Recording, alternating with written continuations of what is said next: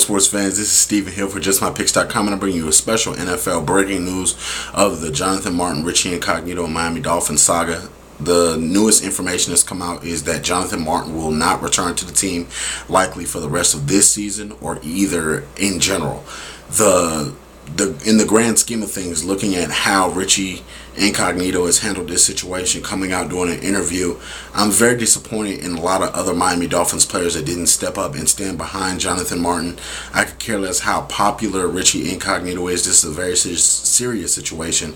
When you look at the Miami Dolphins ownership, general manager, and head coach, I'm very disappointed. I think that they should all field some of this blame, whether it be the owner, whether it be Jeff Ireland, the general manager, or Joe Philbin, the head coach. Looking at the way we handle things in society, it's 2013. Jonathan Martin handled this exceptionally well. He handled this in the way that a Martin Luther King would want it to be handled. He didn't go the violent route. He didn't go the route of fighting or confrontation of things like that. He removed himself from a toxic situation and looked for mediation of a higher being, meaning the general manager, the owner of the Dolphins. Didn't get that resolution there, so he removed himself, period, from the team. Looking at society and them calling him soft, some of these ex-NFL players telling him that, oh, back in my day we would have just handled it like men. Well, you have to look at the society we're in 2013. Generally, when people say they're going to handle it like men, they either go get a gun. Now, if you wanted Jonathan Martin to go and murder Miami Dolphins offensive lineman, would that make him a stronger of a person? Would that make him, give him more macho kudo accreditation in your circle or your eyes? So looking at the grand scheme of things, when I think about how he handled it, I applaud him. When you have a situation where someone doesn't feel comfortable expressing themselves around a group of people or a person in general, no matter if it was Incognito, no matter if it was Pouncey, no matter who it was, just looking at some of the things that are being said about him not being black, about him being white, or him not fully having the black card and Richie Incognito being blacker than him. That sounds so dumb. When I hear things like that, when I hear because his parents went to Harvard and he went to Stanford, he's not tough enough to be in the NFL. That makes no daggone sense at all. So for NFL players to fix their mouth to say it, for anybody to say that, it's incredibly insensitive and it's idiotic. Now, looking at the grand scheme of things, the NFL, I think that they are going to stop this rookie hazing. I think that NFL players will no longer be forced to pay $10,000 to $15,000 to $20,000 on meals, on trips, on vacations for any veterans. Because in the NFL, there's no set rule on you can find another player just cause.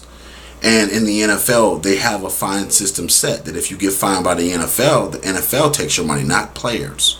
It's a form of extortion. It's a form of doing things in an undermined way. You know, you have position fines as stated by the Miami Dolphins. You have other teams, I'm sure, that do it, but it's a form of bullying.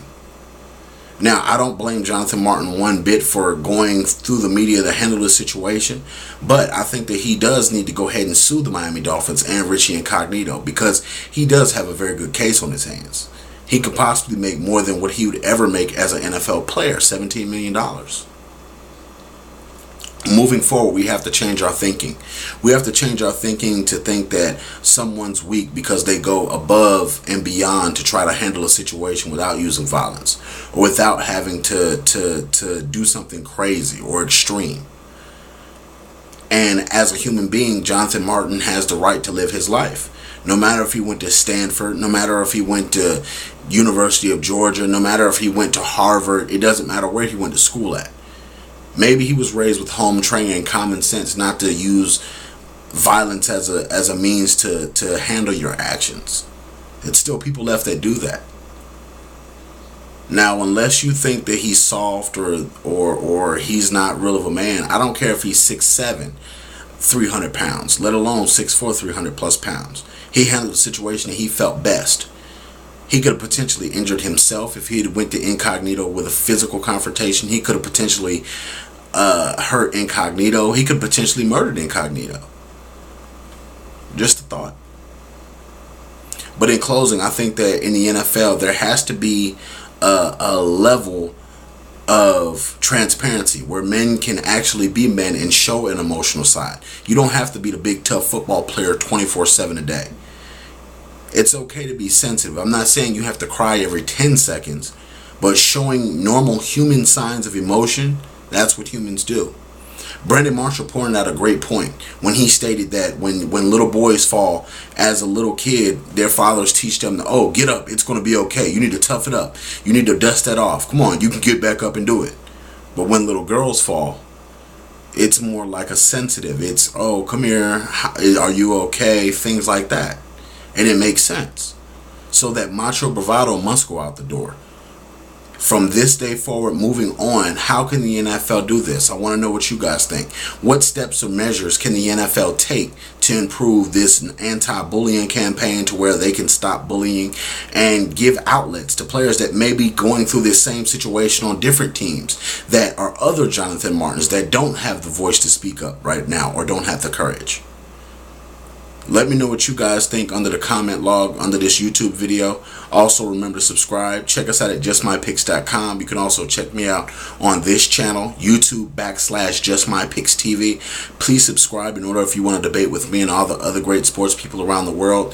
Also, remember to check out next week's videos and all our other predictions for this week's Week 11 and Week 12 matchups that we have for the NFL.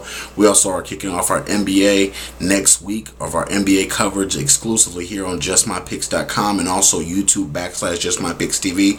Thank you very much for subscribing. Please comment and share my videos. Thank you very much.